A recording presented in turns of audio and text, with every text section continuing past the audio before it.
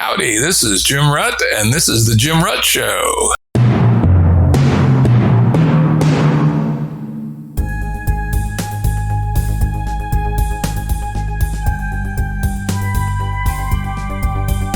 This is The Jim Rutt Show, and I'm your host, Jim Rutt. Today's guest is Jordan Hall, a good friend, as well as one of the broadest and deepest thinkers around about the future of society, economics, politics, and more. Thanks, Jim. It's very nice to be here. Great to have you. Prior to setting out to save the world from itself, Jordan was a successful tech exec and tech investor. Usually I spend about 10 hours preparing for each guest and carefully craft a set of topics to keep the conversation moving. But tonight, at Jordan's request, we're going to do something different in this episode. He and I are going to interact in a pretty free-form fashion. Jordan has a concept of thinking versus simulated thinking, and we're committed tonight to try and do thinking. Jordan, why don't you start off by telling the audience about the difference between thinking and simulated thinking? Oh, interesting. Okay. So I guess to begin, we can maybe make the distinction that I think is pretty common in the literature between something that I've called habit mode and maybe something you might call contemplation mode or seeking mode. The notion here is that the way that the human mind-brain works is there's a portion of your awareness that is very sort of open and exploring and endeavoring to bias in the direction of perception. And there's a portion of the way that your brain works that when particular behaviors or functions have been pretty well understood are reduced to habits and therefore extremely efficient. So kind of the classic example is that as you become quite skillful at driving, you can find yourself doing the very complicated function of driving and doing many other things at the same time. Certainly having a conversation. Of course, if you're a millennial, you're probably texting. So the first is just to recognize that having both of those modes is part of just being a healthy person and a healthy mind, and that each one has different strengths and weaknesses. If you're endeavoring to do your accounting, most of the time you're actually trying to do some function of habit mode to just doing the raw math, for example. You don't want to be contemplating deeply the very nature of number in that context. By contrast, for example, if you're hunting, particularly if you're hunting on the move, if you're tracking, a large portion of your awareness will actually have to be pretty wide open and sensitive to signals that may not be obvious signals. This is even more so the case if you're not just hunting, but are in, say, a combat environment where the opponent is as adept at simulating and or obfuscating signal as you are trying to tease it out.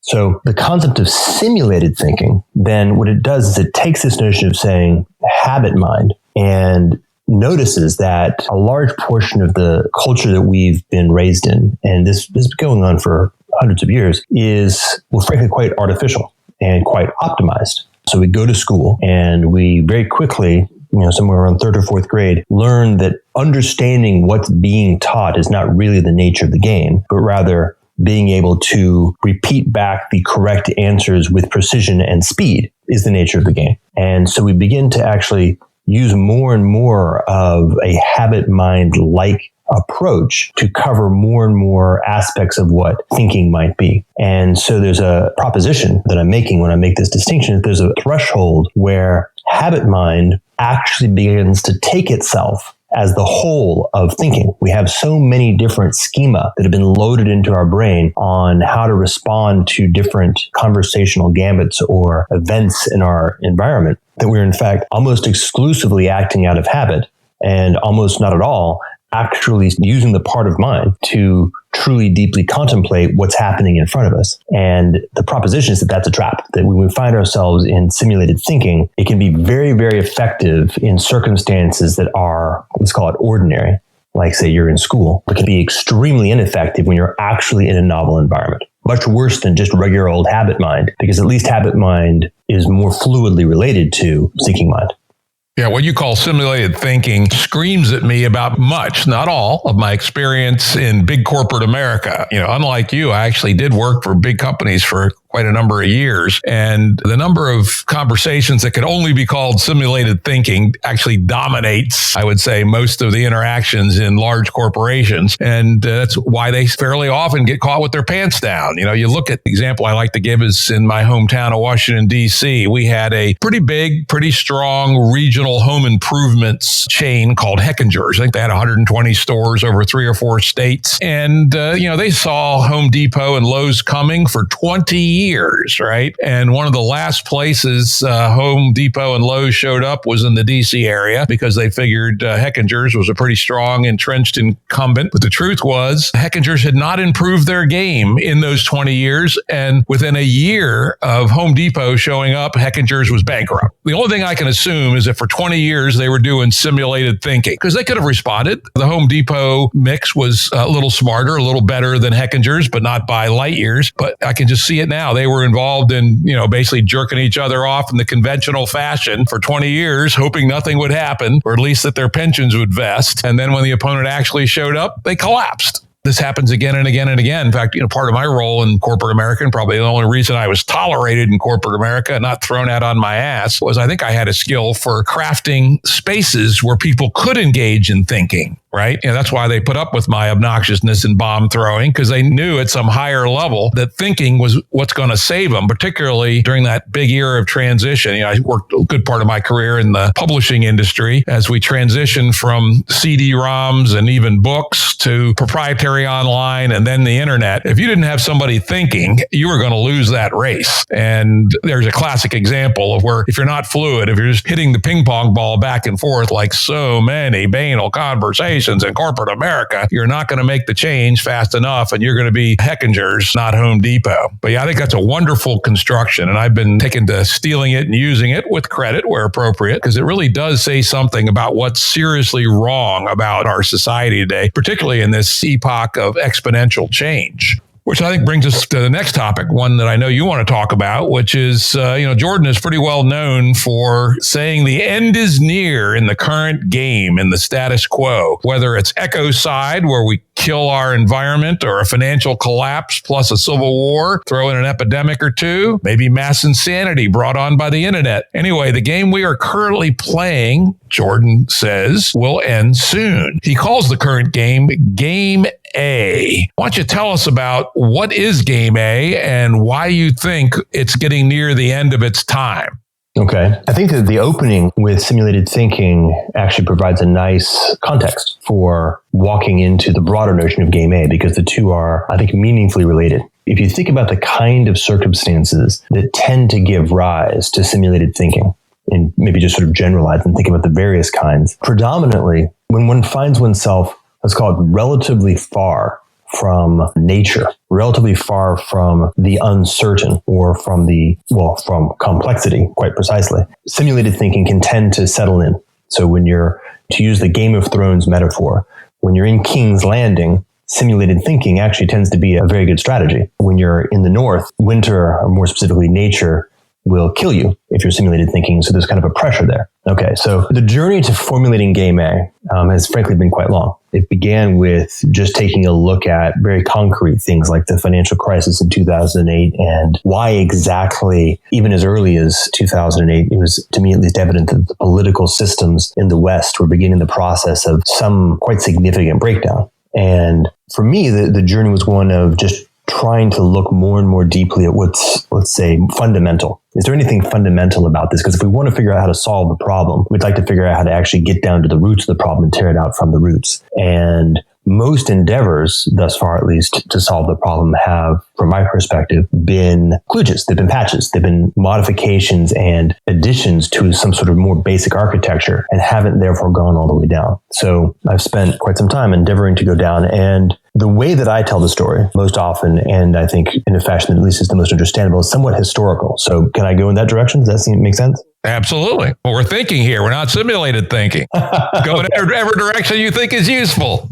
All right. So here's the story that seems to me to work pretty well. And just as a caveat to everybody out there, I will take full responsibility for what I'm about to say, and recognizing that we're definitely in thinking space, meaning it's quite likely that most of what I'm saying is at best rough, and a sizable fraction was just flat out wrong. So this is an effort to do something novel, and I'll put my neck on the line. There are many other people who've been thinking about this sort of thing, and maybe I'll reference very specific contributions that they've made that are substantially more rigorous than what I'm about to say. So the proposition is that we have essentially, so far in the arc of human history, three basic serious moves, almost like 3 points on a line. The first we could just sort of broadly point to as the emergence of Homo sapiens sapiens, or the whatever it is that transitioned humans from being more or less like chimpanzees to being more or less like modern humans. The second move is the one that I've want to point some time out right now, which seems to be in the order of about 75,000 years ago. And perhaps we may even just sort of call it the Upper Paleolithic transition.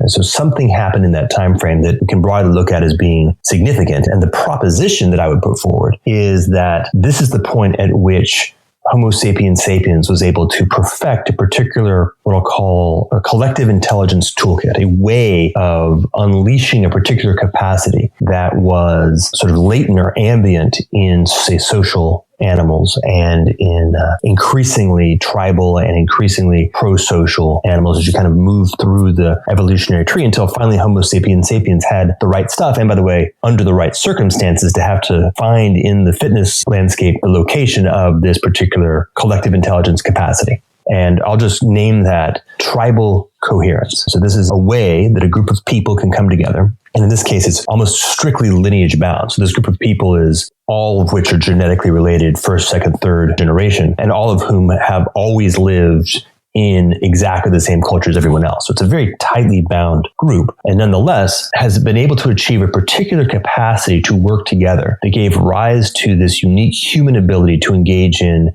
niche transition. Right? The ability to not be bound to a particular biological ecosystem where moving from one niche to another niche is extraordinarily unlikely to be successful because you're just going to have to evolve in good old-fashioned biological time. But actually being able to use cultural evolution to move from the coastline to across out of Africa and then down and through all the various niches of the entire world and relatively rapidly, like in an order of 2 or 3 generations, become a peak predator by developing cultural artifacts that enable that first survival and then thriving in a particular niche. Right? So that's the first major move. The development of tribal coherence and the explosion of this novel human capacity using tribal coherence to engage in niche transition. Question for you, Jordan. At this point, is it actually tribal or is it still at the hunter-gatherer band level? To be very precise, it's the hunter-gatherer band level. And in fact, specifically somewhere within the notion of Dunbar. So for people who don't know about the Dunbar number, this is something that Jordan and I have used in our thinking for a long time. What was his name? Robin Dunbar? Yeah, Robin Dunbar. Yeah, Robin Dunbar did a bunch of research and found that for current humans, we typically have no more than 150 real friends. And then he went through anthropological literature and he found that in modern hunter-gatherer bands or recent almost modern ones that almost survived to the present, it was extremely uncommon to have a band, one of these extended lineages, not all necessarily related. They always took people in and people left. Very unusual for them to be bigger than 150. As they approach 150, they tended to fractionate into 2 units and new people glommed on until they got to 150 and it happened again and again. So just wanted to make that clear that we're talking not tribal here, which is the next step, but hunter-gatherer. Yeah, right. In fact, if one is familiar with the distinction, then band is exactly right. I tend to use tribal because almost nobody's familiar with the distinction, but thank you. In fact, you actually point to the next stage. So more or less what happens then, if we fast forward, we see this diaspora of humanity operating at this band level in these relatively small, tight-knit groups. And as the population increases beyond a certain threshold, the groups separate and move. And so this drives the spread. And over a period of 30 or so thousand years, managed to cover the entire globe. And here then begins the pressure of the next stage, which may in fact be at the Neolithic transition. But in any event, something begins to happen where the primary pressure in the niche that you're in is no longer nature. It's actually other people, where the ability to just move to a new location that is now empty and open, even maybe a relatively rough location, like say moving from a nice grassland into the desert because the grassland is now full, but we can build a technology to allow us to survive in the desert. Even the deserts are relatively full of people. Enough, right? They're enough full of people that moving into these locations is now no longer easy. And so now a pressure begins to build. And this pressure, I imagine, over a very long period of time, thousands of years, tens of thousands of years, different solutions to the pressure would pop up. As we look at the anthropological story, we see tribal structures pop up, tribal in the more formal sense, that are larger in scale and actually do show a capacity to do things like gather and concentrate wealth. And we'll see grave sites of what appear to be aristocratic-like individuals who have concentrations of wealth well in advance of Bronze Age civilization, for example. And there's an exploration, classic evolutionary search function looking for something that is more stable and more complete until eventually there is a discovery. And as we now know, more or less 7 distinct locations around the world, but in the Fertile Crescent once, maybe 3 times, of this thing that I will now call Game A, which is a new collective intelligence toolkit that includes what John Vervaeke would call psychotechnologies, a set of psychotechnologies that give rise to a unique capacity, and particularly a unique capacity in the context of the band level of collective intelligence. It can beat bands categorically. Game A fundamentally is about being able to solve ultimately 3 primary problems. It still has to be able to solve the problem of how do you survive in nature. So it still has to be able to gather people together such that they can extract resources from nature so as to provide for the well-being of the group.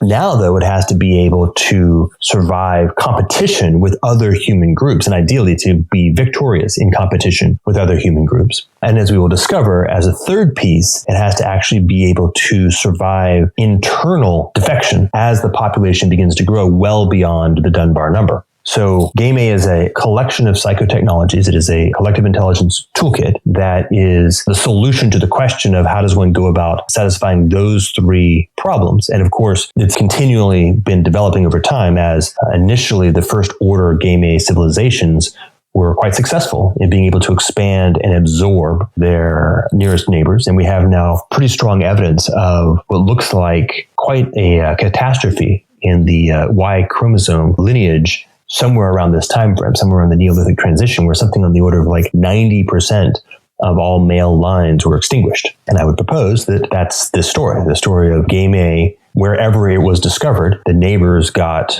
more or less slaughtered. The women became part of the Game A structure. The civilization began to expand, and then the neighbors either had to run away, found themselves part of the emerging civilization, or had to up their game and become a new Game A player. Right. So the relationship, for example, between Sumeria and the Akkadians is an example of that last piece. So it seems like a good place to pause there and see where we are in the story. Okay. Just a question about the technology. Do you see this transition happening around the time of the development of agriculture and larger settlements, or is this a little earlier than that? My sense is that it's right up at the threshold of, and that the development of agriculture is part of the toolkit, probably a little bit later than its beginning. So as you begin to have success in Game A, one of the first problems you run into is you're beginning to have a population base that is larger, that can be reasonably handled by hunting and gathering, particularly because the other technologies of Game A tend to be not as easily mobile. So you have to be a little bit more sedentary, which then leads to a recursive search on how do we begin to use what was in fact a relatively robust agricultural toolkit that had already been developed over a period of time. How do we use these now with a little bit more urgency? And you kind of pop through the agricultural revolution in that time frame. So just to hold that for a second, if you run all the way back to the story of the emergence of Homo sapiens sapiens, you actually see a very analogous search function where you needed to be able to, for example, figure out, and I mean this, I'm obviously anthropomorphizing all of these functions, but figure out the problem of, say, grandmothers. And you had to figure out the problem of radically increasing both the possibility and the survivability of increased male attention in parenting. And you had to figure out how to increase or really quite significantly change the gestation and early childhood birthing, because of course, as humans were beginning to grow larger and larger crania, the physical capacity of women to give birth was limited. And so you had these extremely neotenous children, which required grandmothers and required more male resources to support, right? So all of these different problems have to be solved, and any one of which is just a complete waste of time. And so it's this really challenging issue of getting a multivariate, complex system to actually get kind of nudging each one of these different pieces almost randomly, but just enough to create enough possibility to move the whole thing closer and closer to this basin of attraction. And once it hits the basin, there's a pop, and suddenly, okay, we now have enough of the pieces in place that a whole new thing kicks off called humanity, and we move forward.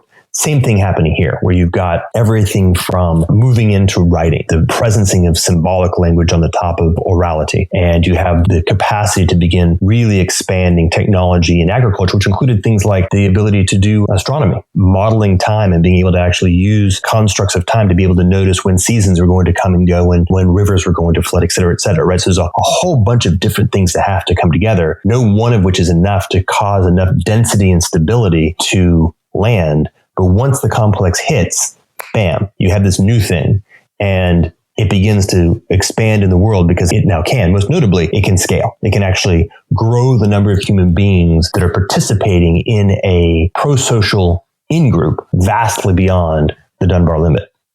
I'd like to make a couple comments about that. If we think about this, yes, it makes the transition, but unfortunately, it's a one-way transition, right? The densities get way higher than could support foragers. So once a society makes the transition to settled agriculture and such, it cannot peacefully go back to being a forager society. We know some cases where they've collapsed and been big die-outs and they've gone back to being foragers. But essentially, in a positive mode, it's a one-way ratchet. The other part, and this, as you probably know, there are many people who believe the invention of this settled agriculture game A complex was actually a great tragedy at some level, because the band level had developed a very interesting adaptation against hierarchy. I don't know if you've read Chris Bohm's book, Hierarchy in the Forest. I have. Wonderful. If you want to think about humanity and organization and all this, read Chris Bohm's Hierarchy in the Jungle. It really should be titled Non-Hierarchy in the Jungle, because his thesis, based on a lot of work, is that band level Homo sapiens, Dunbar number and below, had developed essentially everywhere on Earth a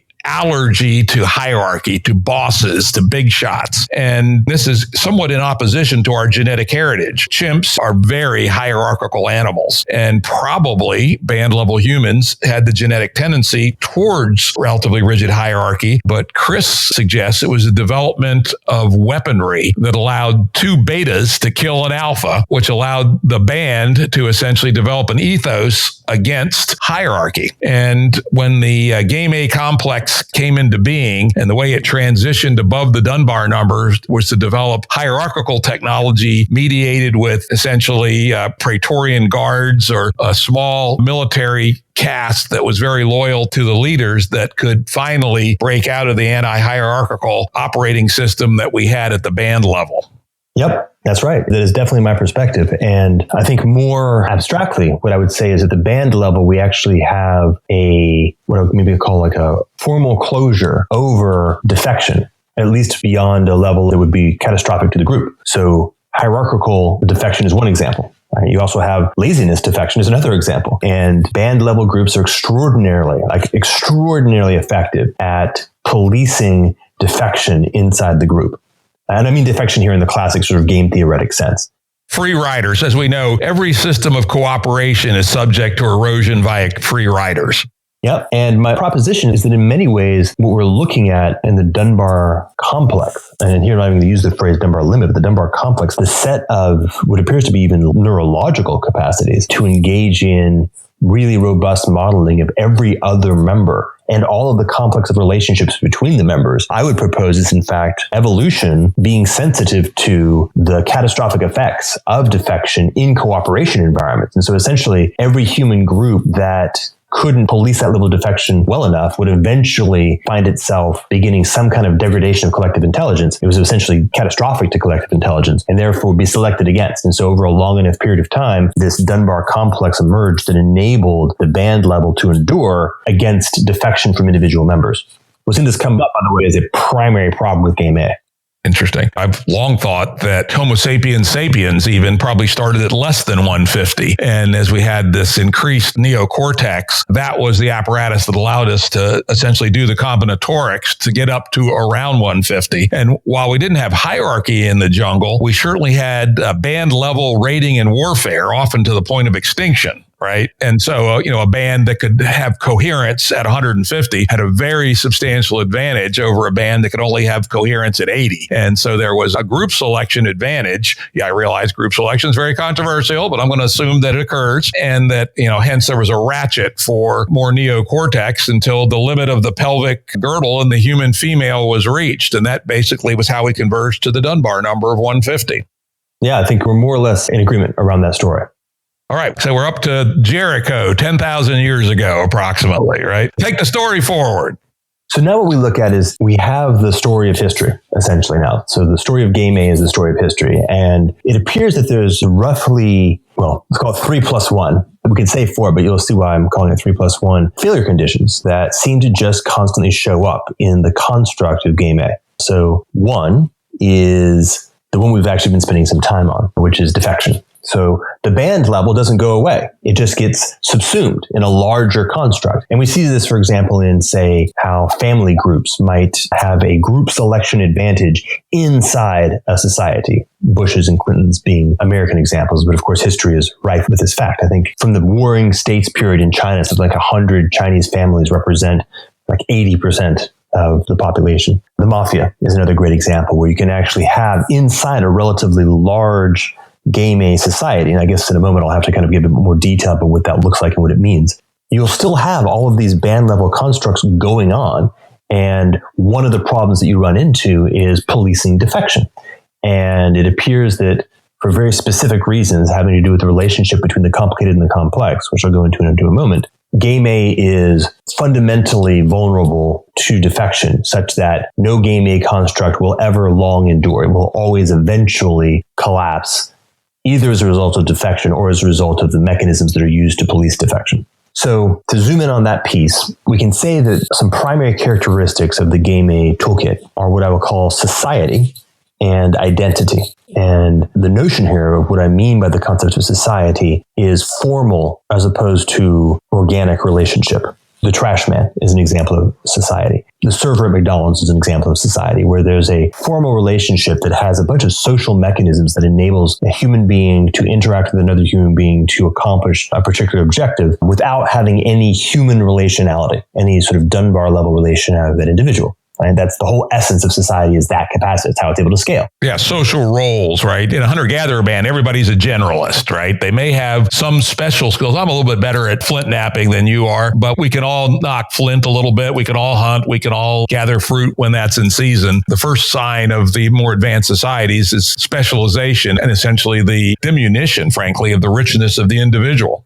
And we should be very precise also the notion of formal specialization, which is, I think, very distinct from the kinds of specialization that you were mentioning. The specialization that you see at the band level is a very fluid meritocratic specialization. Oh, you're better at flint napping, so you'll focus on that and I'll focus on something else. And to the degree to which, maybe something happens where your flint napping either isn't up to par or something's shifted, we'll just move. It's not locked into anything because there's nothing to lock it into. When suddenly you get the construct where the formal role, say priest or king, exists, then you get this really interesting possibility. On occasion, I'll use Game of Thrones as a metaphor, assuming, 1, a ubiquitous understanding of Game of Thrones by every human being on the planet, and 2, that it's a useful metaphor. You get Joffrey, right? You get shitheads as kings.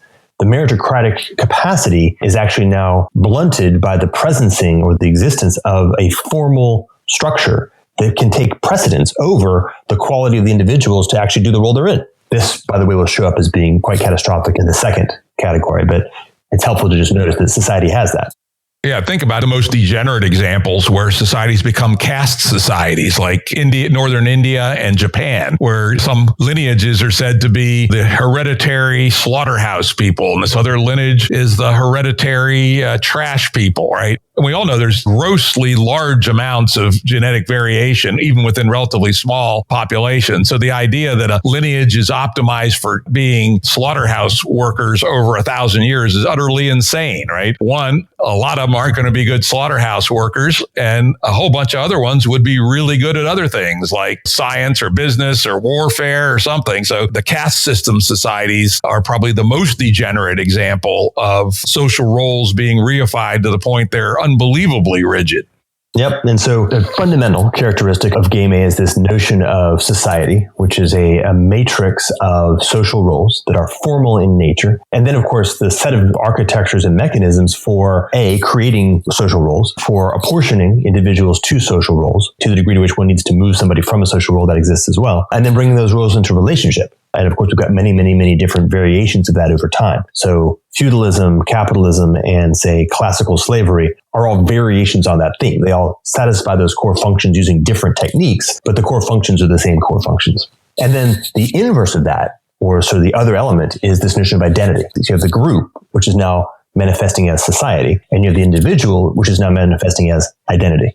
And this is also intrinsic to game A, where there's an overcoding or an additional element that is added to a human that is more than who they are as a human, in kind of the way that, say, the bands really just absolutely fundamentally knew each individual as a singular event in the universe. There's no two of that person, as is, of course, the case of every person. But now there's actually an identity which has a relatively generic content. And by the way, a relatively finite content. So I am a Mason. I am the son of the king, right? Fill in the blank. Any sort of finite semantic articulation is the content of identity. And identity and society plug into each other. And that's a key element of game A. Is identity anything more than the label of the cells in society?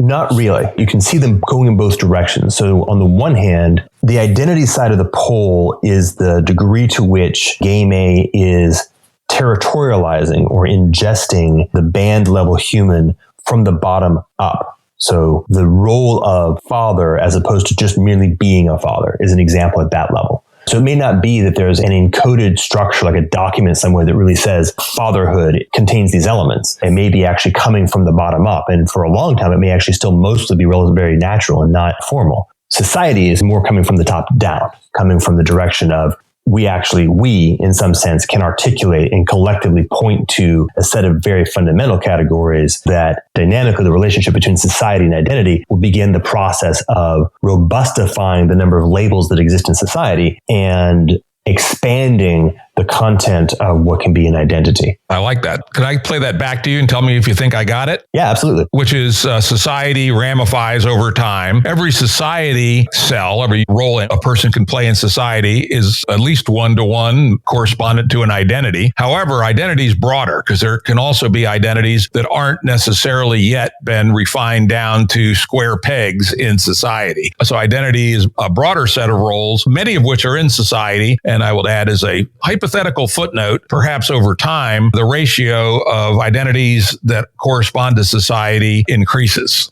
Yeah, that seems right. But certainly we're speaking about the same thing. So by this point, frankly, in modern American society, particularly for people who follow their nose through life, it's essentially a one-to-one correspondence between identity and society. Damn close. Something like that. Yeah, because society has become extraordinarily complicated. Yeah. Anyway, continue with your story.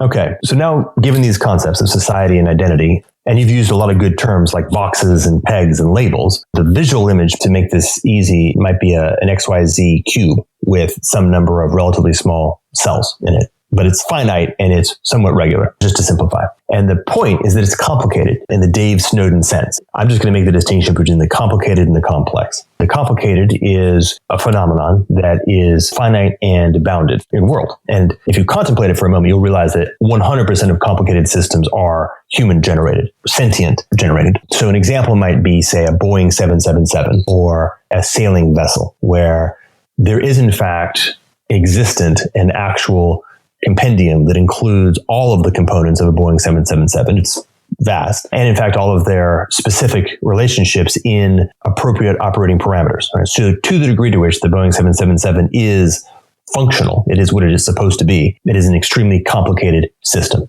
But in principle, you could actually map all of it in a large enough database, and you would be able to actually have a phase space that would include the totality. I like Dave's examples. I thought brought to life the nature of complicated, for me at least, very vividly, which is complicated is something that, at least in principle, could be taken apart and put back together again. Ooh, that's very nice. Yeah, I like that a lot. Yeah, I stole that from Dave. So thanks, Dave. Yeah, that's really nice. And then you cross over to the other side of it and you have the complex, which, as you say, could not be taken apart and put back together again. And one of the characteristics of it is that the phase space is at the very least unbounded, which in principle, of course, means that in the fullness of time, it is also, at least in principle, infinite, depending on your relationship to how time itself is bounded. But in relationship to human beings, the complex will have the characteristic of no particular finite database is for sure always going to be able to hold the phase space that describes the dynamics of that particular system. And a classic difference here might be, say, a hummingbird, where there's things that are going on in the hummingbird that are fundamentally in relationship, both the micro scale and at the macro scale, with the whole of its ecosystem. There's just an intrinsic connection between these two. And the relationship, like the causal movement up from the micro to the macro and the causal movement from the macro down, has a lot of stuff going on in the complex system dynamics. Small changes in subtle elements may actually lead to very significant changes in the larger system that are not just extremely difficult, but actually epistemologically impossible to predict. And conversely, a hummingbird is vastly more stable than a 777, right? A lot of things can actually go wrong in a hummingbird that's actually alive, and the complex top-down causality and multi-level loops can actually let the hummingbird fly, even if it's got a broken wing, right? Won't fly well, but it'll figure out how to fly oftentimes. Exactly. So to that exact point, society is fragile, just like a Boeing 777. One of the problems that you run into, and identity is as well, is that in game A, no matter what you do, your society is going to be a complicated system. And therefore, it is fragile in the sense that you just described. It is vulnerable to breaking apart as a result of changes in the physical environment. Your society isn't adaptive to what's happening in the world around it, for example. But it's also vulnerable to breaking apart due to corruption from the interior. The difficulty of actually, say, for example, policing defection behavior. You create a society, you create formal roles. You've got, say, for example, the police. And the police are a complicated structure endeavoring at the end of the day to manage the complex reality of human beings in the wild, or human beings, and their band level capacities. And in the feedback loop between those two, as you endeavor to make a complicated system able to manage a complex system, what you will ultimately find is that as the complex system just mutates and changes and new possibilities emerge, the complicated system actually has to become more complicated. And in the software world, we know this as a kludge. The ability to go back in and do a complete re-architecture of a society in medias res, like while it's in existence, is essentially non-existent. And so what ends up happening is you just kind of add more things to it, and you add more and more things to it. And as you do this, what ends up happening is you start getting gaps and fissures in the closure of the society. And these, of course, are exploited by call it the sort of the fungus or the MRSA of human social dynamics at the band level scale. You're familiar with the problem of fungus on the ISS? No. Apparently, they have an extremely resilient fungus now in the space station, and they just can't fucking do anything about it because in the intensely complicated and unnatural environment of a space station, once the fungus mutated to the point where the kinds of things that they were able to use to kill it didn't work anymore, they're kind of screwed. And it can hide in the crevices and in the cracks and in places that are very hard to get to. And eventually, as our good friend, the guy from Jurassic Park, life will find a way. No matter how much work you put into policing humanity's capacity to try to figure out how to get an edge for their family, eventually somebody somewhere will find a way, and then the gaps begin to emerge in the society. And this begins a downward spiral, which many different people have actually studied. I actually first came across it in the context of a historian named Carol Quigley, most recently in the context of a philosopher named Jean Baudrillard, who talks about it in terms of these 4 stages of simulation. But more or less, the first catastrophe or the first kind of problem that Game A runs into is the inability of society to fundamentally police defection from the bottom up in the context of actual complex human behavior over a long period of time. So you will eventually get King's Landing. You will eventually get some level of group selection. And here I mean actually quite formally. I think at the cultural evolution level, group selection is going to turn out to be the thing. Some level of group selection begins to emerge, and you get this interesting transition. And if we can kind of zoom in at the historical level, we see this happening all the time, where for some period of time, let's just take, say, for example, Roman history or American history for that matter, there's a sense of there being call it a well-functioning society where the individuals and the families and the band level groups more or less all participate in the commonwealth, in the common weal.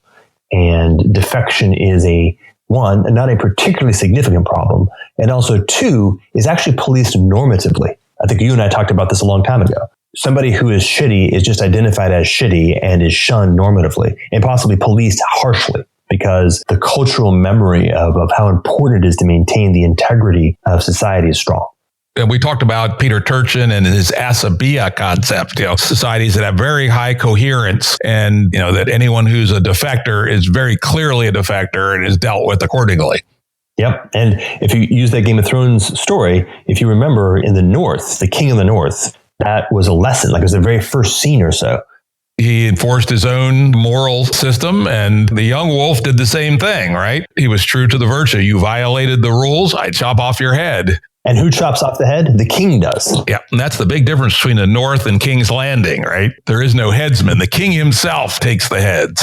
And that I think is a great allegory of the general story of how this art goes. The farther away you are, the more you are in society and the less you are in nature, the more you will see the presence of this feedback loop between defection behavior and the capacity of society to police defection behavior. So King's Landing is far from the North. It is purely in society. And so you begin to see the niche, actually, it's just the niche of defection begin to emerge. And of course, what's the story at a poker game? If you don't know who the sucker is, it's you. Yes, one of my favorite sayings. If you're sitting at a poker table and if you don't know who the sucker is, it's you. Same is true, apparently, in a commodities trading ecosystem. So if you're trading next year's corn, if you don't know who the sucker is, it's you. Yeah, and there you go. Now, this is probably not the case in a SEAL team, right? If you're in a SEAL team and you're looking around, you don't know who the sucker is, you're not even thinking rightly about being in a SEAL team and should probably reconsider your vocation. And that's the difference, right? The difference is that in a context where the consequences of your actions are able to benefit you while generating externalities out into the environment that can't actually be brought back to you, where you can actually open loops and create externalities in your social environment that benefit you and harm essentially other people by definition. If that can't be policed, then bam, game theory pops into somebody's a sucker, and the question is who? And Ned Stark gets his head cut off. And the downward spiral begins. So for some period of time, the pressure of nature and the original founding of the civilization has an inertia that endures, but the inability to ultimately generate a hermetically sealed society, a complicated system that can actually ultimately manage a complex system, means that at some point, there will be a mutation or discovery and innovation in complexity that is able to begin the process of gaming the interiority of the society to the differential advantage of those mutants who have found that particular game. And they will begin to have group selection advantage in the context of the society that they're in, which will inevitably lead to some balkanization interior and finally the vaporization or collapse of the society. You can certainly see that in the history of the late Roman Republic until finally Julius Caesar and then Octavian brought it down once and for all.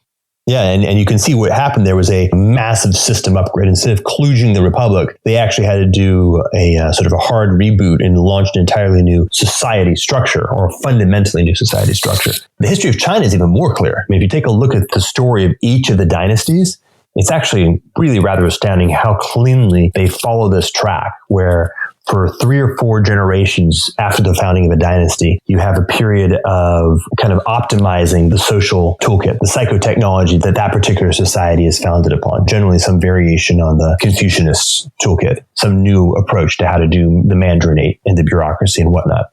And then after about 3 or 4 generations, you begin to see this group selection function and the emergence of new innovative capacities to get in between the cracks of that new social technology and begin to get selective advantage for whoever it happens to be. Maybe it's the eunuchs, right? Maybe the eunuchs actually discover there's a way for them to actually game the system. There's an alliance between the eunuchs and the queens that generates a new group that's able to actually get selective advantage in the context of the dynasty. And then the degradation, the decadence begins, and then a collapse. And then some period of dark ages, and then a reboot of a new social structure. Why don't we move on with our story now? We're still a ways from the present. Why don't we move forward from the transition from Rome, from the late Republic to the Empire and the cycles of the Chinese dynasties? Okay, so we'll move now to the second major problem that always faces Game A, and then we'll have most of what we need. And then the third, we can do pretty quickly, and it'll get us to the present. Is that good? That sounds great. Let's do it. The second is our good friend Joseph Tainter and the stuff that he pointed out in his book, The Collapse of Complex Societies, and rebranded The Collapse of Complicated Societies. You more or less have it, which is that there's an expansion of technologies, capacities, social toolkits that allow a given group of people to be able to meet their needs. They can get food, they can get water, they can, whatever it happens to be. And what happens is that, again, there's a relationship between society and identity. The process of articulating these technologies has a certain carrying cost. Complicatedness is complicated. So somebody fucking needs to know how to actually build and maintain a Boeing 777. In fact, a whole lot of somebodies to be able to get that out there. And as the technical infrastructure becomes more sophisticated, it actually becomes broader, right? Initially, if we wanted to get oil out of the ground in Pennsylvania in the late 19th century, it may have just required a shovel and a bucket. by the time you get to the deep water horizon, the complicatedness of that technical infrastructure has become extraordinarily vast, and it has an entropy, right? It actually requires a substantial amount of total carrying cost resource just to maintain the physical infrastructure, which, by the way, is increasingly fragile, as we saw, and the impact of that fragility goes up. So that's on one side. And then on the individual side, on the identity side, the necessity of being able to load the information to be able to be in relationship to manage the complicated system requires an increasing degree of specialization in the individuals, which means, of course, an increasing lack of capacity to move sideways or down and over if there needs to be a change. Right? So if you've just spent the last 30 years becoming very, very skilled at managing, say, the Boeing, what's the current one that became a clusterfuck? 737 MAX, right?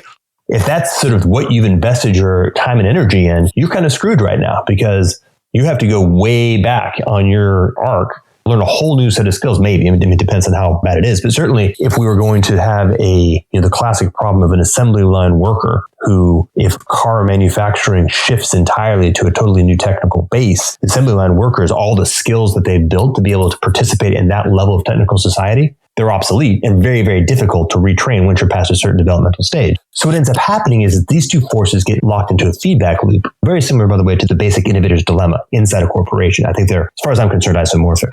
And so what happens is that the society becomes addicted to its own tools, that initially they're really fucking useful. And for a little while, they actually go up that S-curve where they're kicking ass and society is actually getting this huge boon of surplus capacity and energy that allows the society to grow a lot of different ways, most notably in population. But then the society finds itself addicted to its tools. It's too over its skis. It's got so many different constructs. You've got, think about like oil in the world right now, and you have pipelines all over the place, and you've got giant tankers that move back and forth, and you have a military industrial complex that maintains this integrity of the Saudi regime, and you've got the petrodollar. I mean, just think about the amount of shit that's in place to maintain the integrity of the oil function in global society, and just run the clock back to the modest days, more or less about a century and a half ago, of shovels and buckets of dirt. And you can apply that to any society. You can take the Mayans, you can take the Chinese, you can take the Romans, it doesn't matter, it sort of has the same dynamic. And then overlay all of this, all these dynamics on top of the fact that the underlying resource that your technology is optimized to extract is generally going to be either finite in quantity or finite in rate. Let's say solar power as an example in the future. There is a finite flux of solar energy that hits the earth. It's big, but it's finite, right? The oceans are finite. The amount of oil in the ground is finite. And so there is some point at which you have pick the lower hanging fruit. So as you pick the lower hanging fruit, you have to actually upgrade your technical infrastructure to be able to continue to maintain just the same amount of supply. And as your society has actually expanded its ability to take advantage of this boon, you're generally going to actually need an increase in supply. So you have to upgrade your technical infrastructure again. And what will end up happening, and inevitably, as Tanter points out, is that you get an S-curve happening at the level of innovation. At a certain point, it takes more energy per unit innovation. And then that gives you an S-curve in just the actual throughput of your technical infrastructure. And as you have then burned through the low-hanging fruit, you end up getting this increasingly fragile relationship between the way that your society goes about meeting its needs and its relationship with the resources that happen to be in the ground. And this then leads to, generally speaking, a collapse and then a reboot of an endeavor to be wiser next time with a more flexible social infrastructure. So if you look at, say, for example, the collapse of Rome, you see both the corruption in the interior. Now I'm in the imperial Rome, call it 300, 400 AD, with the constant turmoil of who wants to be Caesar in the general's period. You have the fragility of the underlying infrastructure with the capacity to maintain the roads and the aqueducts and fill in the blank, the whole system becoming harder and harder and harder as more and more of the easy stuff in the environment goes away, and as the carrying cost of the infrastructure gets heavier and heavier. And of course, these two forces feed back on each other. When you've got really kick-ass, totally well-functioning bureaucracy, it can manage a complicated technical infrastructure. As the technical infrastructure gets heavier and heavier, and as the bureaucracy becomes more and more corrupt and incompetent, you get a real problem. Go to visit Heathrow, and you'll get a good sense of that. I've done a lot of reading on, the late empire and the collapse, and, fits right into your story, which is the governance hierarchy became more and more corrupt and less efficient, and taxes got larger and larger and larger until a lot of the commerce, particularly in the economically wealthy eastern half of the empire, just shriveled under the impact of being looted by the local taxing authorities, often sold the rights to so-called tax farmers, right? Low-level, band-level, quasi-criminals were operating in the name of the state to extract so much from the business community that it couldn't function. Yeah, exactly. And you can see how there's this really cool feedback loop where it really was, in fact, that complicated a bureaucracy that had kind of just developed over time, and the ability to come back and edit and keep it well fit and well tailored and functioning is intrinsically hard. And then just add in a little bit of corruption, you get a really nice dynamic of what kind of hollows Game A out from the inside. And then you've got the third, which is the world is not empty. There's other people out there who are doing stuff. And so the Germans are kind of like sitting on the border, eventually able to have enough capacity on their own to hold back the expansion of the Roman Empire. And then for 6 generations, kind of watching, stealing the best, by the way, because stealing tech is much easier than innovating it and maintaining it, stealing the best tech from the Roman Empire, being much further or earlier in the curve of corruption, so still at a very high asabiya level, very high level of policing defection, while Rome is becoming hollowed out within. And so the bubble pops from the outside in this case, and the barbarians come rushing in. And so, of course, we see that as a third movement in history, is that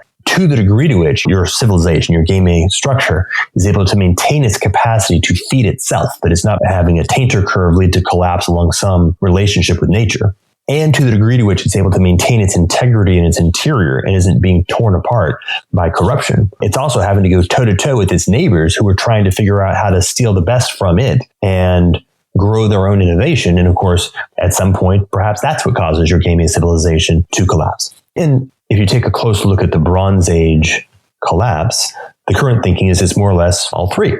And you had real maturity of the total construct of the meta-civilization that included the Hittites and the Egyptians and the Achaeans and whatnot. You had corruption that had gotten to rife levels across all of these different city-states. You had real significant environmental problems happening everywhere. And you then had the migrations of these various barbarians and sea people, and the bubble pops, and the whole thing collapses. And so more or less, Game A seems to have evolved through collapse. It's pressure, innovation, some expansion of some novel new approach that reaches a certain level. Then it collapses. But a lot of the innovations are living in the information domain, and they don't go away completely. I mean, even the Dark Ages in Western Europe, which was really bad, ultimately much of Roman civilization was able to come back because it had been preserved at least adequately in the periphery. And as the West got to a level where it could begin to absorb it, it came back out, right? So you've got this sort of ratchet. It's a long, long time. It's longer than the Western Roman Empire existed. We didn't recover the level of the Roman Empire probably till 1750 or thereabouts. It's amazing. Amazing, yeah. And yet, at the end of the day, so far at least, we have. So that's where we are, is this thing where Game A proceeds through this. I mean, it's a kind of evolution, right? It goes until it can't, and then it collapses as low as it needs to go until there's enough stability that something new can begin to rise up, sometimes at the band level again. And some meaningful portion of what was actually innovated in that previous structure isn't lost. And so it gets brought back in, hooked up into a new system, and the new system enters back out into the world. Why don't you bring us up to date? When did the current instantiation of Game B get rolling, and where are we on this curve? Game A, I should say. I get the sense that we have maybe 2 major points, because it's obviously a lot of different pieces that are going on that are interrelating. One major point is 1776. You've got the transition out of feudalism, in the West at least, the launching of all of the consequences of the Enlightenment into a civilization construct. And you've got capitalism built into that construct. You've got liberalism, democracy built into that construct. And then that construct, which of course had its mutation factors as it moved around the world, began to move around the world. And you had an extension through the British Empire, and then the collapse of the British Empire and what I call the Victorian consensus around World War I, an interregnum, like a period of fecundity and exploration, World War II, and then pop, finally the 1950s post-war consensus, where, as we know, a very large number of entirely new institutions in classic collapse rebuild showed up that were the most robust version of that particular instantiation of the Game A toolkit. So the Enlightenment toolkit at its most robust level probably around 1977, actually. So I think where it maybe hit its peak, but starting in or probably right in the middle of World War II and extending through the late 50s was when it was in the process of settling. And then it entered an expansion phase.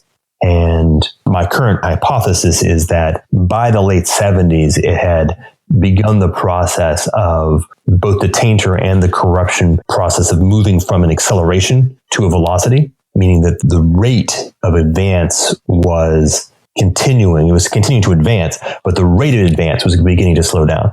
And by the time you reach the fall of the Berlin Wall and the transition of China out of communism, you now have simultaneously, and this is rarely paradoxical, and we had the same thing happen with Rome, right, where the flourishing of the early empire was also the death knell of the entire arc of the Roman story. By the late 80s, and what did George Herbert Walker Bush call it? The New World Order? New World Order, 1991 or thereabouts. Was the point at which you have simultaneously the actual final flourishing of the success of this post-war toolkit, this last age of Game A, and the beginning of the process of its moving into decelerating velocity, from my perspective.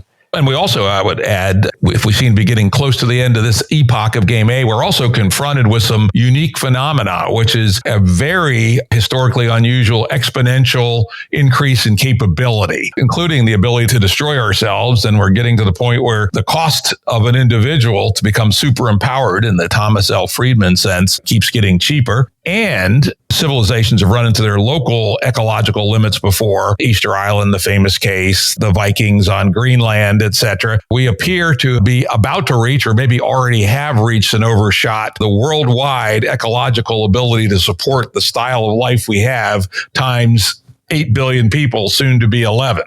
Yeah, so the process of Game A evolving through collapse has kind of reached a point where that's not a very good way of going forward. If you look at even, say, the Roman collapse, at the end of the day, in the bigger scheme of things, even just in the bigger scheme of human things, wasn't that big a deal.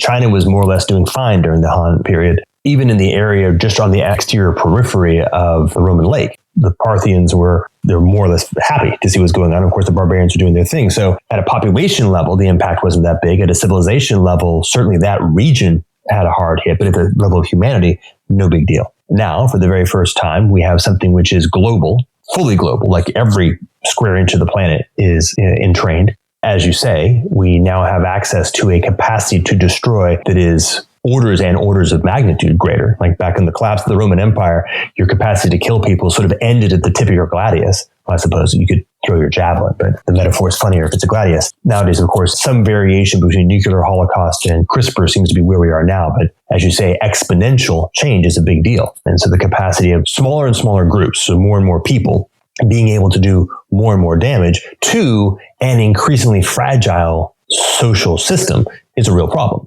The situation that we're in the context of Game A is unique in the history of Game A, and as far as I can tell, unique in the history of the world. Although maybe we can look at very serious epochs of, say, the transition from anaerobic to aerobic bacteria may have been somewhat similar. But the fact that we're in a situation where the fragility of the overall system is high, at the ecological level, at the social level, we'll get to that in a second. The technical capacity is astounding and proliferating, and the whole globe is entrained, means that proceeding forward by ordinary Game A rules seems like a really bad idea. And using the concepts that we put in place, we can now begin to do some real diagnostics of what the fuck's actually going on and say, oh, I see. We're just at the end of a Game A story, a particular Game A story, and perhaps the whole Game A story. Yeah, it's interesting. And one thing I'd add is the structures we've built are historically unprecedentedly tall. You think about the internet running on 5 billion transistors per chip, fiber optics, worldwide networks, consuming vast amounts of power, etc. These are layers and layers and layers and layers of technology. You know, if this thing starts to fall, it could fall a long way. You know, it's not like the Roman Empire where you can still go about farming if you're a farmer. There's an awful lot of things that we currently do that if we fell very far, you couldn't do it all. Yep, that's right. I think that's crucial. I remember reading Manuel DeLanda, I think it was called 1,000 Years of Nonlinear History. And he pointed this exact point out, that the structures that we've built are extraordinarily tall. And therefore, even a small amount of fall has this capacity to fall a very long way. And to kind of make it very concrete, You could just think about the fact that there's a lot of people. Like there's 8 billion people sitting on top of these very tall structures. And the amount of pre-industrial farming, let's just kind of fall that far, which isn't that far. Like it's only a century. We're not talking about something which is absurd. If we were to fall just about a century and a half to pre-industrial farming, the amount of agricultural yield that we could produce would probably only be about 1 billion people. Because, by the way, we've paved over a very large fraction of the arable land and sucked out a lot of the water that we would otherwise be using. And who knows what the quality of the soil is without fertilizers. So that's 7 billion people who don't have food in that context. And we should be quite clear that those 7 billion people probably aren't all going to sort of voluntarily walk into the hereafter. They may, in fact, struggle mightily over which get to be the one that makes it. And many of them will have access to advanced technologies. And as we saw in World War II, but just think about this in terms of exponential technology. Take a look at 1938 level of military capacity and compare that to 1945 level of military capacity. I think more or less any one of the nations that fought in World War II at 1945 level of technology could have taken on all of the rest of the world in 1938 level technology. It just really went fast when the shit was hitting the fan. Like when all the marbles were being played for, we can move the ball forward pretty quickly. And to the degree to which we find ourselves in a circumstance where more and more people begin to be aware of the degree to which all of the marbles are being played for, we may actually see ourselves in an acceleration of capacity to fight that makes the relatively rapid pace of the past 20 years of peaceful capitalism look like nothing happened. But I would turn that around because you're absolutely right. World War II is a wonderful example of both wonderful and horrible example, but wonderful in the level of the human capability grew in that 6-year period like it has never grown before, including since then. And is it possible? Is it possible the techno-utopians are right? That if we just keep pushing ahead faster and faster with our technological evolution, that the techno-evolution will get us through this coming crisis without a collapse? Is that possible? Not in the context of the story of Game A that I've told. So there's every reason to believe that we have the capacity as humans to be able to, for example, manage the global ecosystem sustainably for everybody. There's every reason to believe that that technical capacity is either already present or not too far away. The problem, as I think, and it's so funny how these things have happened, the story that I'm telling is the same story I've been telling now for about 15 years. But now with, say, for example, the Trump administration, and as everybody well knows, I don't sort of point my finger at the Trump administration, at the breakdown of collective sense-making that is present everywhere, certainly in the West, until we actually get to a point that we can resolve the intrinsic problems of the relationship between the complicated and the complex and the nature of game theory in group selection, bigger tools aren't the things that are going to help us. I'll give you an example, and I think we may even have talked about this on Facebook. I've certainly been talking about this with other people. The degree to which the notion that climate change is either A, not real, B, not a problem, C, not a problem that human beings have any need to take any particular role in, or D, in fact, a malicious, intentional effort to manipulate people. To the degree to which that category, that cluster of ideas is propagating out into the global population, into people who 5 years ago either thought nothing or thought the opposite, is actually rather astounding. It's significant. And by the way, I can't blame them because we live in a world right now where those are all perfectly plausible because our capacity to engage in collaborative sense-making is collapsing. And it's part of the same story. Remember this, the story of the first thing that falls to Game A is society begins to become rife with defection. And collaborative sense-making is part of collective intelligence. And so it's a resource, essentially. And one of the first things that you're going to do if you are in the process of trying to engage in group selection inside the larger society is take advantage of the gaps in social level collective sense-making and defect using those techniques, otherwise known as marketing and propaganda and spin and FUD. Fake news, right? Troll armies, right? And I remember, as a kid, I remember this feeling that happened in society somewhere in the 1970s, somewhere early in the 1970s, where it became more and more permissible to lie in public. I had this feeling of like a commercial on television was telling me a lie. And then the very next scene was like Richard Nixon telling me a lie. And then the adults around me were kind of like okay with that. And so the notion that in society, lying was a thing that was done relatively commonly. That was the beginning of a process of feralization of culture. And that's just part of the whole story. That's just the same thing as what's going on in the way the mafia tries to take advantage of its advantages vis-a-vis old-fashioned policing. So in some sense, yes, the techno-utopians are vaguely pointing in the right direction, but we need to be very clear that it's not going to be an extension of the 1950s version of technology. It ain't Mars, that's for sure. It's more like the technologies of civilization itself. We actually have to have a level up of the toolbox of civilization from the one that we've now been sitting on for 25,000 years or so, the Game A toolbox that we've been talking about, into some new, really radically different, fundamentally different approach to how we go about doing this civilization thing altogether. John Vervaeke came at it from the angle of what he's calling the meaning crisis. And I think everything he's talking about is 100% true. And it's just another piece from my perspective of the same story.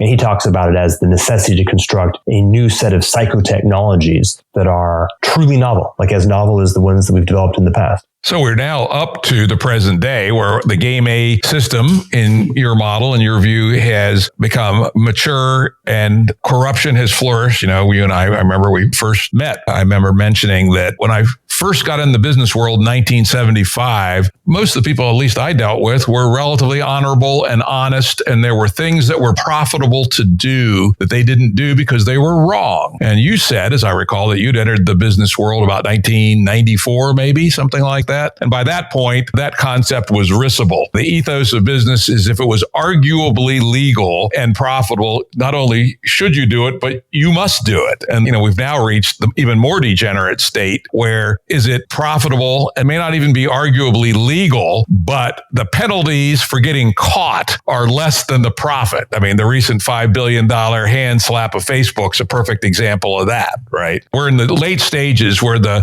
corrupt gangs are running rampant. You know, the other one you and I have certainly talked about plenty is in the 2007 timeframe, finance, broadly construed, was consuming 41% of the corporate profits in the whole U.S. economy. You know, here's essentially a ministerial function that is supposed to be a helper to the real economy is now eating 41% of the whole economy. And even worse is sucking the best and brightest into doing that. When I see really smart people getting sucked into finance, it just strikes me as a horrendous loss. And it strikes me that's another symptom of your hypothesis that the fungus has run amok at this stage in our cycle.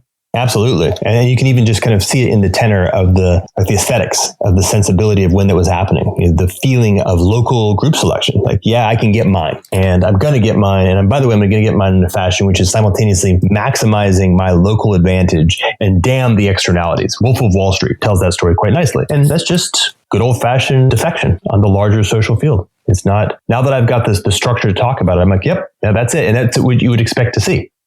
In our Western, let's call it the democratic liberal model, which always strikes me as the hopeful alternative. In theory, our political sphere is supposed to deal with these kinds of large-scale corruptions. You know, the idea of finance rigging the system for their own benefit, manufacturing opacity to enrich themselves, etc. But, of course, in our late-stage Game A, we have our politics has been essentially co-opted by money in politics and or big media in politics, so that the corrective mechanism that could be there isn't there anymore. Yep. So I think we can kind of come to a pretty fine point, because it looks like, from my perspective at least, the way that I've myself been modeling this and taking a look at the larger global system, it seems, for example, that, say, China will have maybe like the last gasp of Game A. And it's actually pretty funny that they've selected social credit as their variation. Because think about that in the language of complexity and complication. It is exactly a perfect effort to maximize complication in the effort to manage complexity. Yeah, so you can have a large number of highly policed social cells and a large number of rigorously defined social identities that are not only defined subjectively, but soon quantitatively. Yeah, and we can now run it in a computational substrate using larger and larger degrees of increasing sophisticated AI to endeavor to manage the human choice making, the human beings. And so you're going to get a proliferation of what you would call like social granularity. That will probably be many orders of magnitude, maybe even like 5 or 6 orders of magnitude larger than what we've seen in early 21st century America. But if my model of Game A is correct, then it's going to collapse. And by the way, if we're looking at what happens in an exponential change arc, it will actually collapse in a relatively brief time frame. I've personally given them about 7 years. That ain't very long for the Gilles dynasty in the context of the previous Chinese dynasties. So the story that I'm noticing is that we have kind of I've always been thinking of it as almost like a bridge, and then what's on the other side. Let's pause here for a second and for the audience say, hey, we've gotten up to date on game A. Then you have also synthesized, I actually helped a little bit in the early days, synthesize something called game B, which is an alternative for what might come next. You want to talk about that a little bit? Some of your admittedly rougher thoughts, but they're getting richer by the day. Thoughts on where do we go next? Yeah, so game B is notoriously difficult to think and talk about for the very good reason that if you're using the conceptual structures that came out of game A to do so, you may very well be poisoning the well. And so, fortunately, in the context of what John's been doing, I've actually got a new way of thinking about it. But you actually have to find a meta psychotechnology place to be able to do the meta design for psychotechnologies to actually then come back down to the level of doing the psychotechnologies of game B, which would be, in principle now at this point, distinct from the psychotechnologies of game A. That's actually a huge insight. I don't know if it's a big deal for me. I'm not sure if I've articulated it even vaguely usefully, but let me back up. Game B. All right. So the hypothesis is that the innovation of game A has now the set of 3+1. And by the way, the +1 is the problem of exponential technology. You just sort of brought it in, but it's kind of a problem all its own. It has an endpoint of its own. And it looks like we're reaching the end. So on the one hand, you can take a look at game A and say, okay, any given instantiation has a finite lifespan to it. And also that it appears that the whole kind of set of game A instantiations have a finite lifespan to them. And also it looks like we're kind of getting to the end of it. And so it may in fact be requisite that we make the extraordinarily challenging move of trying to level up a whole new collective intelligence toolkit at the same level of magnitude as the movement to the band/tribal level of collective intelligence and the game A level of collective intelligence. Right? So that's something that comes around every 30,000 years or so.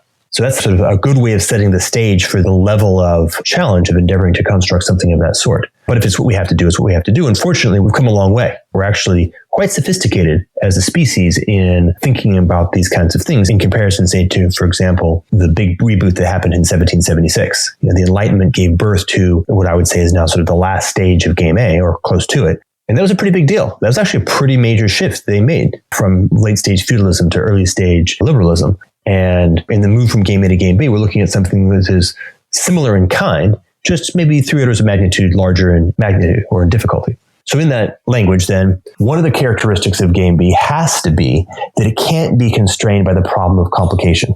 It doesn't solve the problems of human needs through the construction of complicated systems. It doesn't use either society or identity to do the things that it does. Now, this, of course, the very first blush has all kinds of consequences, not the least of which it demoralizes a lot of people because it feels like that can't be done. But we can take a look back and say, okay, we did do this at least up to the scale of the Dunbar limit back at the previous iteration. We were actually running the band level of collective intelligence was running in complexity. It wasn't running in complicatedness. I mean, to the degree which complicated things came up, they were relatively minor in the scheme of things. They were still held in a way that didn't fall into the pitfalls of tainter or of defection. And so a way of stating it is, how do we go about maintaining the level of coherence, the level of complexity as an intrinsic that we have at the band level, and scaling that up to include, well, effectively, ultimately 8 billion people, but more than 150 initially. That was the statement of the problem. Literally, you and I came to, in 2013 or so? Yep. And it's still the same problem, right? That's the nature of the beast. But we can actually now the story hasn't sat still. We can meaningfully more sophisticated in beginning to gesture in that direction. One characteristic, I hope that I can say in a way that works, because I know in the past you've actually had some challenges with this, but it has to do with looking at the possibility space in human psychology. The proposition is that we have actually concretely, and this is where, again, I'm going to continue to refer to John, because he's a 4th generation or whatever, nth generation cognitive scientist. Jordan, let me just drop in here for the edification of our audience that the original attempt to build a game B was probably too early. We didn't know enough, but it also fell apart over an internal schism between, I would call, the personal change faction and the institutions faction. One group thought that game B could be reached by making better people, and the other group rejected that and said, no, it has to be by building better institutions. I haven't been very involved with it for the last 5 years, but just occasionally check in with Jordan and his friends. It's the usual social science answer. Both, right? nurture versus nature, both, right? And so this false distinction, then the Civil War that the earliest version of Game B fell into on personal change versus institutions, I am now perfectly happy with both. Wow, that's amazing. All right. So that's really good because I have come to the conclusion that it's absolutely both, and quite frankly, concretely, because in some sense, the good news is that at the level of making better people, it's really not a whole lot about making better people. It's making less shitty people. The tragedy, I would say the primary tragedy of Game A is how enormously it has screwed up humans in many, many different ways. Obviously, if you go back into the beginning, you look at just human lifespan got cut in about a third. But you can take a look now and just take a look at what I would consider to be nearly Holocaust level nastiness of what is happening to the psychology of every single child who is put through school. The degree to which we're destroying the capacities of human beings at industrial scale at the level of their psychology is really rather significant. So what I've discovered over the past 5 years is that while remediating that damage and bringing people, frankly, back to the basic capacity to be mature adults who can use the whole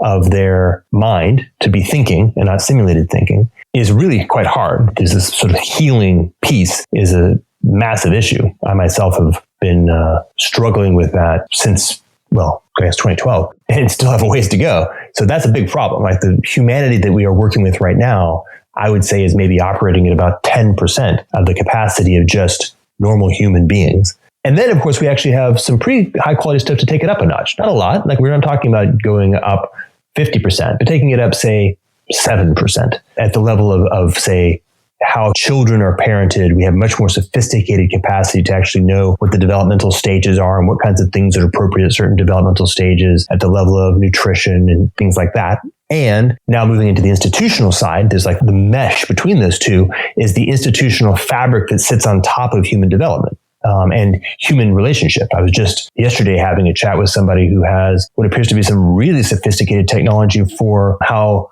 groups of individuals who have very distinct perspectives, meaning even to the level of distinct epistemological frameworks, can actually be facilitated into extremely effective collective intelligence. The kind of stuff that SFI kind of found itself having to deal with, but at a much higher level and quite diversely. Like you could grab a Christian fundamentalist and put him in a room with an atheist. Well, as part of a group of 7, and through this facilitation process, actually get something which has a truly functional collective intelligence. Right? So this is an example of a technology. Frankly, it's a psychotechnology. And so the collection of what I would call maybe the technologies of healing or the technologies of sovereignty that bring human beings up to the level of being able to simply participate, being able to say, be not triggered by things that make them emotionally triggered, or to be able to not be bound to a particular way of saying things, but able to try to listen to what is being said thoughtfully and wonder and curiosity about what might be possible, even if what's being said is nonsense, right? Just trying to listen to anything that could be useful. Like that set of techniques has been kind of already worked through. We just got to collect them and bring them together, throw out the trash because there's still a lot of trash, but there's people out there who've been doing that work now for decades and it's not bad. And it's a lot better than it was in say 1910. And then the set of technologies that are associated with bringing groups together in deliberative process and being able to actually get a synergistic capacity, a whole that is much larger than the sum of the parts in collective intelligence is also, there's a lot and they're pretty good. I'm currently in the process of actually going out and first person experiencing a number of them and then endeavoring to find a way to curate the ones that are most effective and then recursively using them to bring groups together using these techniques to then give insight into what might be a deeper and better way of doing it. And then the third piece, which I think is actually rather interesting, is kind of the inverse of this problem of the globalization of civilization. And that's that in principle, everybody can be involved. You can find the right people. Imagine if Facebook didn't suck. Dream on, white boy. Isn't it astounding like how extraordinarily Facebook sucks? It's actually, if you thought about the potential. So just think about this. You know Ramanujan, right? You know the story of him. Yeah, the mathematician. But the mathematician. But for the listeners, we had this really great story of this guy who was a way off the charts, asymmetric genius in mathematics, and happened to be an Indian guy in the early 20th century. in a time frame and in a context where almost all ordinary paths would have had him being just like maybe working at the post office and nothing happens. But by it's almost sheer circumstance, he happens to run into a guy who knows a guy who can get him connected up to Oxford. They send a paper over, it gets read. The guys at Oxford actually are legitimately honorable, interesting, curious people. They read it. That's amazing. They pull his ass out of India and bam, he delivers just genius into the mathematical discipline. Well, in 1910, 1920, that's almost a random event. But in 2020, in principle, with very limited exceptions, you could do that for every Ramanujan. Everywhere, right? You could find these people. You could find every single person who has unique asymmetric information or capacity. And you could, by the way, bring them in relationship with technologies from the first two buckets. You could actually help them increase their capacity to give what they have to the world by solving whatever happens to have been, call it bends and bumps in the developmental arc, and bring them into collective intelligence with sophisticated technologies to support that. And boom, now you've got something that could really do things in a huge way. Like now you're using humanity's capacities to our advantage. And I honestly think we're not it's one of these, was it Tantalus? We're not that far away from this. Unfortunately, we're sort of chained to this rock of game A. And so we can't quite get to it. But in terms of the actual reach, the possibility of putting together a collective intelligence that has the capacity to generate the meta psychotechnologies that would then give us the capacity to generate the psychotechnologies to birth game B is right there. I mean, it's right in front of us. It's not that far away. More or less, we just have to get over ourselves. Okay, let's say you do that. Let's say you finish your curation turn, you come up with 5 very cool psychotechnologies that brought together produce really powerful small groups to medium-sized groups of people for solving problems. But you're just 150 hippies, right? And you got Goliath, right? Last night I watched the Democratic debate. What a shit show, right? Compound idiocy to the 4th power, right? What the fuck? We're a million miles from innovative thinking about anything, right? How does your 150 hippies who figured out the right way to do it basically gather the levers of power? And more specifically, let's just say the levers of power, we find a way to make them go away. But fundamentally, a society is about a flux of energy in the actual physics sense, right? Because it's energy that causes us to deplete our ecosystem, and it's the means by which we deplete our ecosystem. So how do your 150 hippies gain control of the energy flux of 8 billion people before the whole shit show collapses? To put it in very bland and mild terminology, right? By the way, I will now publicly tell everybody that my recommendation is this should be called the Jim Rudd experience, harkening back to the Jimi Hendrix experience. But you're doing the thing you're supposed to do, and it's good. Thank you. So, obviously you and I have talked about this particular question quite a bit. And even just this morning, I was sharpening my tools in terms of imploding the entire global financial system and getting rid of money, because you may have to go there. But let's be a little bit more abstract first and then come back down to the tactical. Let's be strategic before we're tactical. So strategically, I would like to make 2 changes to your formulation. First, it can't be 150. It's probably going to be more like 1,500 to 3,000. And second, I'd probably replace the term hippie with something like Vulcan Spartans or something like that. Okay, that's fair enough. Let's remap it to the population of a tiny county in rural Virginia. Let's call it 2,500, and let's call them Vulcans. Vulcan Spartans, my friend. You have to have both. Got to have both. Even better. The theory, and by the way, this is actually being run from a theoretical level. The theory points to 2 possible paths that are viable.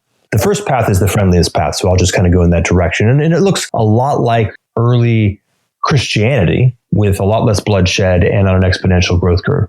The ability of individuals to opt out of game A and opt into something else is, in the West at least, relatively open.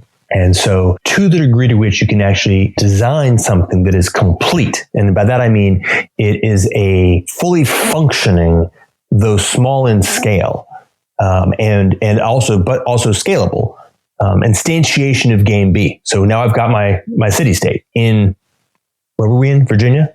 Highland County? So I've got a city in Highland County, and it's small. It's somewhere in the range of village to small town, but it has all of it. It has kids being born. It has kids going to school. It has old people. It has people dying. It has food production. It has energy. And for the moment, it even has an interface layer with Game A, but it has an interface layer that is operating on an asymmetric advantage. Think of it as like Google Village, where the capacity to be able to generate high value product into Game A is asymmetrically high. And so that produces the output that generates the influx of resources necessary to be able to kind of get the things you can't get out of the community. But the community is constantly looking for ways to use its capacities and its relationship with the larger world to become increasingly local and increasingly autonomous. So think of it almost like an effort to construct a Mars colony in Highland County. Just imagine you had something like that. And then imagine that you had a mechanism whereby human beings could either choose to A, immigrate, by the way, under very specific parameters, or B, could actually copy this entire socio-technical infrastructure and endeavor to launch their own in their own environment using the same, by the way, immigration protocols, because that's obviously a key piece of the psychotechnology is how does somebody actually become capable of participating in this symmetrically. To the degree to which the simple choice for a very large number of people to begin the process of playing this game becomes an easy yes, either because their current circumstances, let's say like West Baltimore, or North Baltimore, or wherever in the hell in Baltimore they happen to be, or, well, frankly, all over the place, exists. I would say, shit, San Francisco, what a shit show that place has become. San Francisco is a really good example, right? So from a design perspective, the challenges that you have are how far away are the individuals from their capacity to participate in a wholesome fashion? Like what's the amount of healing that has to be done before you have a critical mass of people that can actually participate? And how many can be brought in to an existing context at what rate without destabilizing the coherence of the existing system? That's the primary rate limiter, is how rapidly can you, well, what do you start with in terms of where people are coming from? How rapidly can you heal them of the things that prevent them from being able to participate as just a good citizen? And how rapidly can they be integrated into an existing coherence without disrupting that coherence? Like those are the three rate variables. Right now, there's actually a pretty sizable population of people who are not that far away. They are still pretty healthy, honorable, honest, good folk who, if they just had an opportunity to be able to do the things that they know are right without being fucked over or just overburdened by bureaucracy or corruption, would choose to do so. And so whether you think that's 4 million or you think it's 70 million, somewhere it's certainly more than 2,000. And if the psychotechnologies are not radically difficult for people to learn how to get into, just take a look at the challenges of immigration that happened in the United States in the period between, say, 1840 and 1940. My great-grandfather, or maybe great-great, but something in that order, was like 9 and spoke Russian, and was on a boat by himself and landed in Galveston, Texas, and became a thriving shopkeeper in the arc of his life. So the capacity of people to immigrate and upgrade into new psychotechnologies is historically actually not radically difficult. It ain't easy, but it's not radically difficult. And that's path one. Right? So path one is basically you build something that is complete, that actually has all the stuff. And this is important because if it's not complete at a complex systems level, then you may be throwing externalities that you don't understand. It actually has to be homeostatic and has the ability to at least perceive the loops that it's connecting with. It doesn't have to be completely closed. It just has to include all the aspects. And then you begin the process of immigration and scaling. And you scale both organically directly in that location and also to the degree to which you can actually have this be very prototypable. Where let's say, for example, you don't launch the first one in San Francisco. You launch the first one in Virginia. But then a group from San Francisco comes and wants to try. And you have, say, 40 people from San Francisco come, live in this environment for a couple of years until they've really, in their cells, have absorbed the culture and all the techniques and technologies that have to be brought. They then go out, and maybe 40 people go with them, like good old-fashioned Greek city-states had that characteristic. Yeah, by the way, there's actually two great precedents I can think of.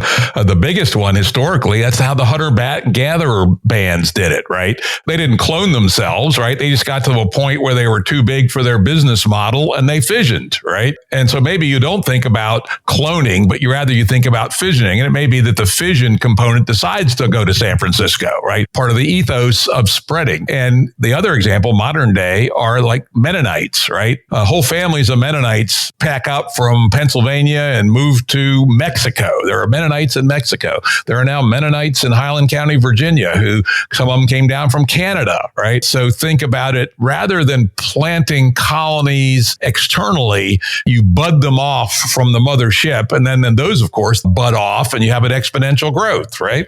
I mentioned John Vervaeke in the past a few times. And remember, I mentioned that he's characterizing it as awakening from the meaning crisis. And I think one of the things that is not as obvious, I think, at least it wasn't to us back when we were talking about it in the past, that one of the primary values, one of the primary things that a person will notice when they're participating in this game B environment is a radical upgrade in the meaningfulness of their lived experience. Their life will, in fact, be and feel meaningful. And that's a primary currency of this culture. So the invitation, you're sitting in San Francisco and yes, if you join this culture and you begin to participate in it, you get better friends who are more considerate and are more capable of interacting with you. You have the possibility of finding mates who are more likely to be better parents so you can actually raise better kids. Fill in the blank, like all the things that are part of what just living a simple, meaningful human life is all about. And your day-to-day life will actually be felt and will be meaningful. And that's the kind of thing that will, of course, make it rather attractive. And of course, that's what Christianity grew from, right? In Rome, yes. It was to my mind, a bogus meaning, but it was a meaning that was large scale and attractive. Well, parts of it were bogus, but in the context of early Christianity, you were living in a society where throwing people to the lions was entertainment for everyone. So the Christians were actually entering into a context where the people around them were not likely to sort of stab them in the eyeball for accidentally forgetting their lunch. That's a pretty significant real upgrade in the quality of your life. Yeah, the community was good. I would just argue that their metaphysics was baloney, but it may be irrelevant, actually, as it turns out, whether the metaphysics is baloney or not. Well, this is one of the interesting things, because what's really neat about the story of Game B is that we also get the advantage of actually having a really seriously kick-ass metaphysics that is totally inclusive of the totality of all the cool stuff that science has done in the past 1,500 years. Because we need to, right? You just need to be in relationship with what is actually real and true is a really cool advantage. If you want a competitive advantage over Game A in its current state, tell the truth and have the capacity to perceive reality with simple clarity, and then convey that to other people. This is one of the interesting insights I've been having now over the past 3 years, is that a large piece of what happens in Game B is that it's actually extremely simple and actually kind of slow. It moves at a much slower pace because that's almost like the pace of meaningfulness. And most of what you discover is that it's shockingly simple. It's just that the world that we're living in is hyper complicated. So we get confused. And yet, because of and this is, the last piece, and let me just put this last piece in, and then we can probably just tie a bow on it, at least for the moment. But by the way, there's a whole other giant story to explain what I'm saying here, but there's very, very good reasons to believe that the kind of context that I'm talking about, the kind of thing that would be Game B, would actually be vastly more, let's call it competitive in old-fashioned Game A terms vis-a-vis Game A. To just kind of extrapolate a little bit, just to kind of give a little meat to that bone. If you look at the arc of Game A, just go with straight military history. Let's be very concrete. For a long time, military history was built around either physicality or around tactics or around a certain level of strategy. And weaponry pulsed. Every once in a while, weaponry made a difference. And then you begin to see some movement in the arc of things not that long ago, where technology began to show up as playing an independent and increasingly important role in the story of how you actually beat the other guy. About 1450, you can say, it started to become significant. Yeah, that's not that long ago. And then, of course, you kind of fast forward and we get to our World War II, where the emergence of, what do they call them, the pointy-headed geeks, or the pencil-necked geeks. And I think they're probably just talking about Alan Turing and the guys down at the Manhattan Project. Holy shit, those guys actually kind of won the war.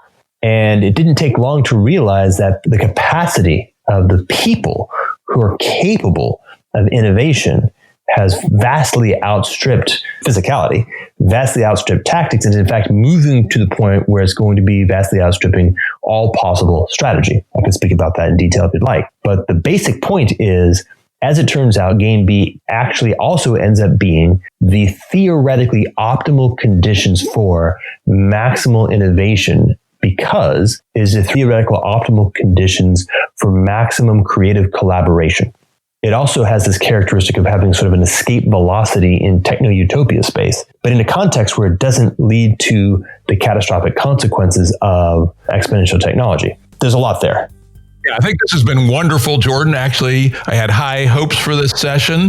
As you know, I've always respected the work that you do. Occasionally we argued, sometimes violently, but this has been one of the most wonderful conversations I've had in a long time. We actually did do some thinking here, not just simulated thinking. And I thank you for this very, at the end of the day, hopeful discussion. That's beautiful, man. Thank you. My pleasure. My absolute pleasure.